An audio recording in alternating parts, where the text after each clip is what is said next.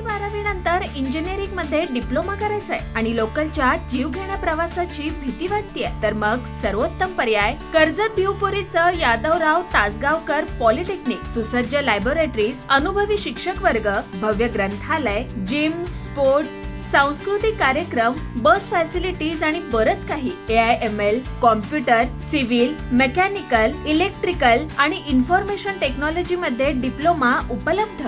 राज्य माझा न्यूज, आपल्या हक्काची डिजिटल वाहिनी. अंबरनाथच्या जावसई परिसरात अनियमित वीज पुरवठा सुरू असून या समस्येविरोधात शिवसेनेच्या महिला कार्यकर्त्यांनी महावितरण अधिकाऱ्यांना घेराव घातला. यावेळी 10 दिवसात वीज पुरवठा सुरळीत न झाल्यास धडक मोर्चा आणि उपोषणाचा इशारा महावितरणला देण्यात आलाय. अंबरनाथच्या जावसई परिसरातील जावसई डिफेन्स कॉलनी, लक्ष्मीनगर, महेंद्रनगर, फुलेनगर या भागात मागील अनेक दिवसांपासून अनियमित वीज पुरवठा सुरू आहे.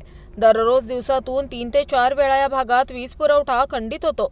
त्यामुळे या भागातील रहिवासी त्रस्त झाले असून त्यामुळे शिवसेनेच्या महिला पदाधिकारी जयश्री गुप्ता यांच्या नेतृत्वाखाली या भागातील महिलांनी महावितरणच्या कार्यालयावर धडक देत महावितरणच्या अधिकाऱ्यांना याचा जाब विचारला. मात्र महावितरणच्या अधिकाऱ्यांकडे याबाबत कोणतेही ठोस उत्तर नसल्यानं त्यांनी उडवाउडवीची उत्तरं दिल्याचा आरोप जयश्री गुप्ता यांनी केलाय. यानंतर शिवसेनेच्या या महिला कार्यकर्त्यांनी महावितरणला 10 दिवसांची मुदत दिली असून 10 दिवसात जर वीज पुरवठा सुरळीत झाला नाही तर महावितरणच्या कार्यालयावर धडक मोर्चा काढू आणि कार्यालयाबाहेरच उपोषणालाही बसू, असा इशारा जयश्री गुप्ता यांनी महावितरण अधिकाऱ्यांना दिलाय. वारंवार आम्ही त्यांना कंप्लेंट करतो वीज पुरवठ्यासाठी. अजून त्यांनी म्हटलं की आमच्याकडे मॅनपॉवर नाही आहे. तर आज आम्ही निवेदनपत्र घेऊन आलो आहे. इथं त्यांचं तेच उडवाउडीचं उत्तर दिलं आहे. आम्ही त्यांना 10 दिवसाचा मुदत दिला आहे.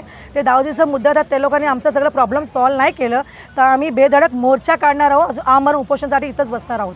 जावसई defence colony, Laxminagar, Mahendranagar, Phulenagar. Transformer बसवलं ते चालू आहे का नाही त्यांना हेच माहिती नाही आहे. त्यांच्याकडे कर्मचारी किती ते काय उत्तर उडवाउडीचं उत्तरच चालू आहे. सर बिल तर पूर्ण येतो आम्हाला की 24 तासात 3 तास जर लाईट गेली, 4 तास लाईट गेली पण ते डिडक्ट करून येत नाही. बिल बरोबर आम्हाला येतं, ते पण वाढून येतो.